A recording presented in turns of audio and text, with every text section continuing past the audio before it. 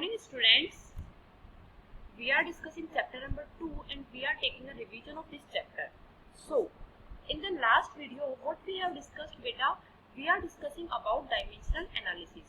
In the last video we are discussing the different uses of dimensional analysis, in which we have discussed first thing is checking the dimensional consistency of the equation, second thing is converting one unit system to another unit system, while the third one is to derive a relation with the help of dimensional analysis.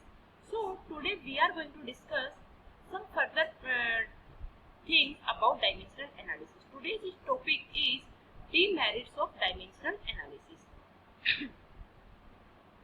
बेटा जहाँ पर हमारी जो dimensional analysis है वो use नहीं हो पाती है, उन पॉइंट्स की हम यहाँ बात करते हैं. सो फर्स्ट पॉइंट क्या है बेटा कि मैंने आपको पहले भी बताया था कि जो कांस्टेंट होते हैं उनकी वैल्यू डायमेंशनल एनालिसिस जो है इसकी हेल्प से, इस इक्वेशन की हेल्प से जब हम इसको सोल्व करते हैं तो हम कांस्टेंट्स की वैल्यू फाइंड आउट नहीं कर सकते. So the first point is the value of constant in an equation can not be determined as the constant doesn't have dimensions. As we know constant are dimensionless, so उनकी value हम find out नहीं कर सकते.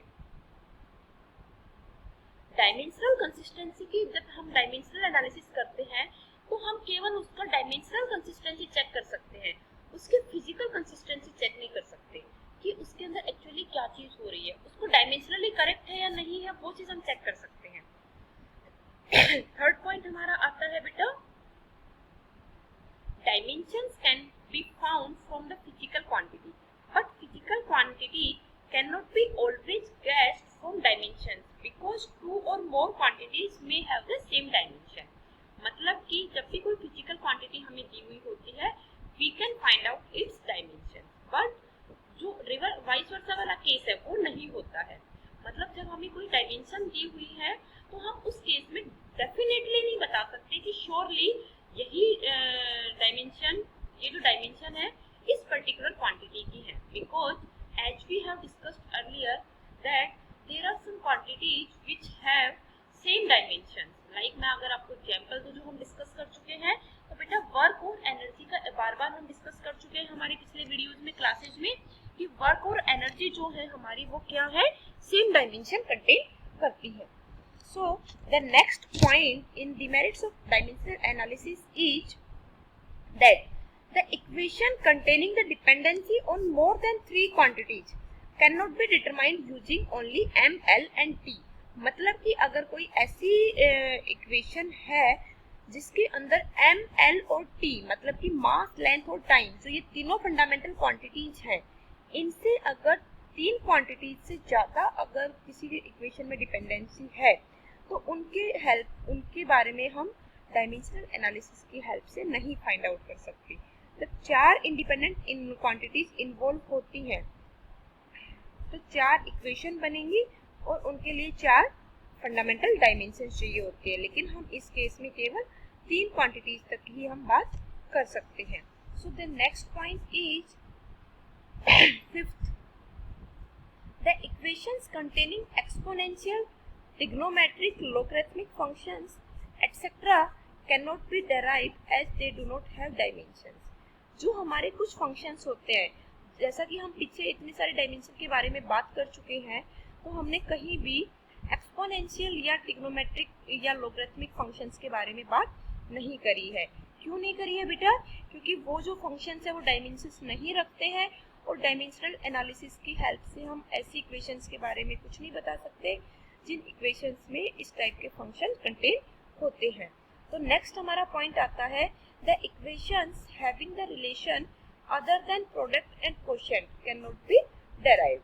कि ऐसी equation जो product और quotient के अलावा कोई रिलेशन रखती है, उस तरह के इक्वेशन हम डायमेंशनल एनालिसिस की हेल्प से फाइंड आउट नहीं कर सकते. So these are all the demerits of dimensional analysis. You can relate all these points to your previous topic which you have discussed in our previous videos.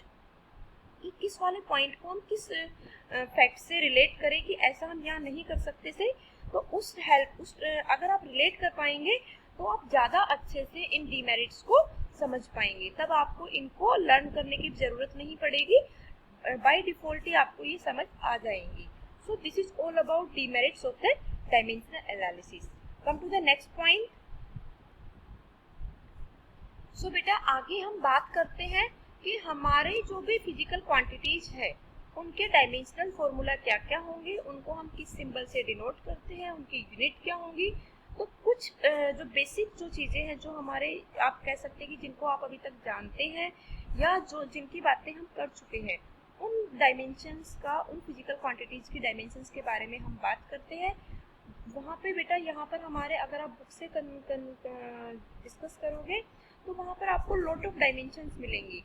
But अगर अभी मैंने आपको पहले ही बताया था कि जैसे जैसे आपके टॉपिक कवर होते जाएंगे उसी के साथ साथ हम डिफरेंट डायमेंशंस की स्टडी करते जाएंगे. यहाँ पर हम केवल बेसिक डायमेंशंस की बात करते हैं जो अभी तक आपको पता है. तो जो फर्स्ट कॉलम है बेटा, यहाँ पर हमारी क्या दी हुई है, फिजिकल क्वांटिटी दी हुई है. सेकेंड कॉलम में हमारे उस फिजिकल क्वांटिटी को किस सिंबल से डिनोट करते हैं वो दिया हुआ है. थर्ड में उसका डायमेंशनल फॉर्मूला दिया हुआ है. थर्ड में उसका फॉर्मूला दिया हुआ है.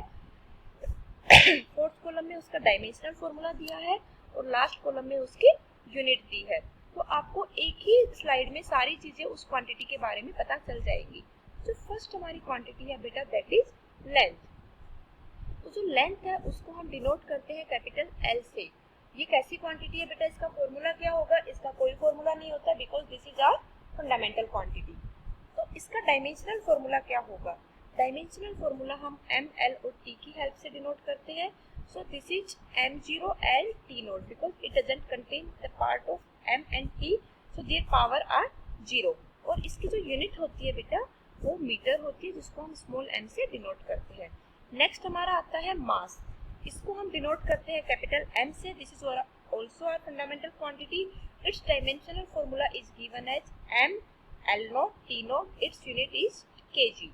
The next dimension is time, denoted as t. This is also fundamental quantity. Dimensional formula will be m0 l0 t. Unit will be s. S for second. Next is area. Area को हम किससे denote करते हैं बेटा, generally हम a से denote करते हैं. इसका जो फॉर्मूला होगा वो क्या होगा बेटा, किसी भी चीज का जिस भी हम सरफेस का एरिया फाइंड आउट करना चाहते हैं तो उसका लेंथ इनटू ब्रेथ, मतलब कि दो डायमेंशंस जो है उसकी दोनों आपस में मल्टीप्लाई हो जाएंगी. What is its dimensional formula? Length को भी आप लेंथ में मेजर करोगे, ब्रेथ को भी आप लेंथ में ही मेजर करोगे. So both the dimensions are of length, so it will contain l square. So m0 l square t nought. इसकी जो यूनिट होगी बेटा वो हम किससे डिनोट करेंगे, मीटर स्क्वायर से. सो नेक्स्ट डायमेंशन आपकी आती है वो बेटा फिजिकल क्वांटिटी क्या है, वॉल्यूम. वॉल्यूम को हम कैपिटल V से डिनोट करते हैं और वॉल्यूम का जो डायमेंशन फॉर्मूला होता है वो क्या होता है बेटा, length into breadth into height. तीनों ही चीजों को हम लेंथ में मेजर करेंगे. सो जो डायमेंशनल फॉर्मूला होगा वो बेसिकली एल क्यूब का एक पार्ट कंटेन करेगा. सो वॉल्यूम का जो डायमेंशनल फॉर्मूला होगा वो क्या हो जाएगा, m nought l cube into t nought. इसकी जो यूनिट होगी that will be m cube, that is metre cube. Next जो हमारी फिजिकल क्वांटिटी है बेटा that is your linear density. Linear density क्या होती है बेटा, इसका जो फॉर्मूला होता है ये क्या होता है, मास पर यूनिट लेंथ या मास अपॉन लेंथ. इसका जो डायमेंशनल फॉर्मूला होता है, अब मास को m से डिनोट करोगे, लेंथ को l से डिनोट करोगे, डिनोमिनेटर में है, न्यूमरेटर में आएगा तो पावर नेगेटिव हो जाएगी. So it's dimensional formula is m1 l minus 1 t nought. इसकी जो यूनिट होगी वो कैसे होगी बेटा, मास की यूनिट है kg अपॉन मीटर. नेक्स्ट हमारा है बेटा मास डेंसिटी. इसको हम डिनोट करते हैं इस वाले सिंबल से. इस सिंबल को हम बोलते हैं बेटा रो. इसका जो फॉर्मूला होता है वो क्या होता है बेटा, मास अपॉन वॉल्यूम. तो हम इसको कैसे डिनोट करेंगे, इसका डायमेंशनल फॉर्मूला क्या बन जाएगा, m अपॉन l क्यूब. जैसा कि हमने ऊपर डिस्कस किया है कि मास का फॉर्मूला क्या होता है m, वॉल्यूम क्या क्या होता है l क्यूब. जब वो न्यूमरेटर में आएगा तो उसकी पावर नेगेटिव हो जाएगी. सो m1 l cube l minus 3 t nought. इसकी जो यूनिट होगी वो क्या हो जाएगी बेटा, kg पर मीटर क्यूब या kg मीटर की पावर माइनस 3. नेक्स्ट जो हमारी क्वांटिटी आती है वो हमारी आती है बेटा स्पेसिफिक ग्रेविटी या फिर रिलेटिव डेंसिटी. इसको हम डिनोट करते हैं आर डी से। इसका फॉर्मूला क्या होता है बेटा, density of water upon density of substance upon density of water. ये हमारी कैसी क्वांटिटी है बेटा, डायमेंशन लेस क्वांटिटी है। तो इसकी जो डायमेंशनल फॉर्मूला हो जाएगा कैसा हो जाएगा बेटा, m0 l0 t0। क्यों है डायमेंशन लेस, क्योंकि जो न्यूमरेटर डिनोमिनेटर दोनों में ही क्या है, डेंसिटी है। तो डेंसिटी से डेंसिटी की यूनिट कैंसिल आउट हो जाएगी। This quantity is dimension less. इसको हमने पहले भी मैंने आपको बताया था जब हमने डायमेंशन लेस क्वांटिटी पढ़ी थी, तो उस टाइम पे मैंने आपको रिफ्रैक्टिव इंडेक्स के बारे में बात करी थी। अब हमारा नेक्स्ट टॉपिक आता है बेटा स्पेसिफिक वॉल्यूम। इसका जो फॉर्मूला है ये क्या है बेटा, 1 अपॉन डेंसिटी।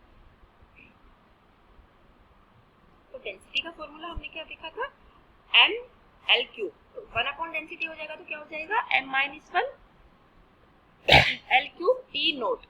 तो इसका फॉर्मूला होगा, यूनिट होगी वो क्या हो जाएगी बेटा, kg inverse metre cube. Next हमारा आता है बेटा टाइम पीरियड। ये क्या है, इसको डिनोट करते हैं कैपिटल T से, time taken for one oscillation. केवल टाइम का कंपोनेंट आएगा। तो इसका जो डायमेंशनल फॉर्मूला हो जाएगा वो क्या हो जाएगा बेटा, m nought l not into t। इसकी जो यूनिट होगी वो क्या हो जाएगी बेटा, सेकेंड। नेक्स्ट हमारी आती है फ्रीक्वेंसी। जो फ्रीक्वेंसी होती है बेटा वो हमारा इनवर्स होता है किसका, टाइम पीरियड का। सो m nought l not into में t की पावर -1। इसकी जो यूनिट होती है उसको हम बोलते हैं हर्ट्ज, या फिर इसको हम टाइम पीरियड की फॉर्म में बोले तो सेकंड इनवर्स। वो आता है unit of frequency. Next slide पे हम आते हैं बेटा, तो हम बात करते हैं डिस्टेंस, डिस्प्लेसमेंट, वेवलेंथ और फोकल लेंथ, सबको हम एक ही तरह से डिनोट करते हैं। डिस्टेंस या डिस्प्लेसमेंट को हम s से डिनोट करते हैं, वेवलेंथ को हम लैम्डा से डिनोट करते हैं, फोकल लेंथ लेंस की होती है, 10th में आप पढ़ भी चुके हो, उसको हम f से डिनोट करते हैं। इसका कोई फॉर्मूला नहीं होता है, सारी चीजें लेंथ का पार्ट है। तो m nought l t not, और इसकी यूनिट क्या हो जाएगी, मीटर। नेक्स्ट हमारा आता है स्पीड। स्पीड को हम स्मॉल v से डिनोट करते हैं, डिस्टेंस अपॉन टाइम। इसका डायमेंशनल फॉर्मूला आप सभी को पहले से पता है, m nought l t minus 1। Unit क्या हो जाएगी, मीटर पर सेकेंड। नेक्स्ट हमारा आता है वेलोसिटी, वेक्टर क्वांटिटी है। कैसी है ये, v से डिनोट करेंगे, displacement upon time, same as unit as speed, unit also same. Velocity gradient. Velocity gradient क्या होता है बेटा, rate of change of velocity with respect to distance. So dv upon dx। तो ऊपर हमारा वेलोसिटी का कंपोनेंट आएगा, नीचे हमारा लेंथ का कंपोनेंट आएगा। तो वेलोसिटी के कंपोनेंट में हमारा क्या होता है, लेंथ अपॉन टाइम। नीचे क्या है, लेंथ है, तो लेंथ से लेंथ कैंसिल आउट हो जाएगी। क्या बचेगा, केवल इनवर्स ऑफ टाइम बचेगा, that is m nought l not t minus 1। Unit क्या हो जाएगी बेटा, सेकंड इनवर्स। नेक्स्ट हमारा आता है एक्सेलरेशन या फिर एक्सेलरेशन ड्यू टू ग्रेविटी। दोनों का ही डायमेंशनल फॉर्मूला और यूनिट सब चीजें सेम होंगी। सिंपल जो एक्सेलरेशन होता है उसको हम a से डिनोट करते हैं, एक्सेलरेशन ड्यू टू ग्रेविटी को हम स्मॉल g से डिनोट करते हैं। फॉर्मूला क्या हो जाएगा बेटा, वेलोसिटी अपॉन टाइम। इसका डायमेंशनल फॉर्मूला भी आपको मैं चैप्टर में पहले पढ़ा चुकी हूँ, m not l1 t minus 2। Unit क्या हो जाएगी, मीटर पर सेकेंड स्क्वायर। अगला हमारा आता है मोमेंटम। मोमेंटम की बात भी हम कर चुके हैं कि इसको डिनोट करते हैं स्मॉल p से। इसका जो फॉर्मूला होता है बेटा वो क्या होता है, मास इनटू वेलोसिटी। अब इसमें अगर आप मास और वेलोसिटी दोनों के डायमेंशन को मल्टीप्लाई कर दोगे तो हमारी डायमेंशन किसकी आ जाएगी, मोमेंटम की। So it will come as m1 l1 t minus 1, और इससे आप इसका यूनिट भी निकाल दोगे, kg मीटर पर सेकेंड। नेक्स्ट हमारा आता है फोर्स। फोर्स के फॉर्मूले और डायमेंशन सबके बारे में हम पहले से डिस्कस कर चुके हैं। फोर्स की जो एसआई टर्म में यूनिट बोलोगे तो kg मीटर पर सेकेंड स्क्वायर होती है। फोर्स जो है उसको न्यूटन ने अपने नाम के बेसिस पे भी दी थी बेटा।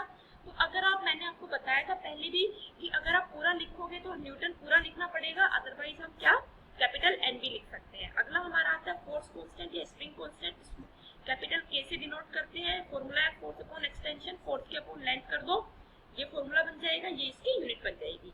नेक्स्ट हमारा आता है इंपल्स, इसको डिनोट करते हैं स्मॉल जे से। तो इसका जो फॉर्मूला होता है वो क्या होता है बेटा, फोर्स इनटू टाइम। फोर्स की डायमेंशन आपको पता है, टाइम की डायमेंशन आपको दोनों को मल्टीप्लाई कर दोगे तो आपकी इंपल्स की डायमेंशन आ जाएगी। इसकी जो यूनिट होती है वो न्यूटन इंटू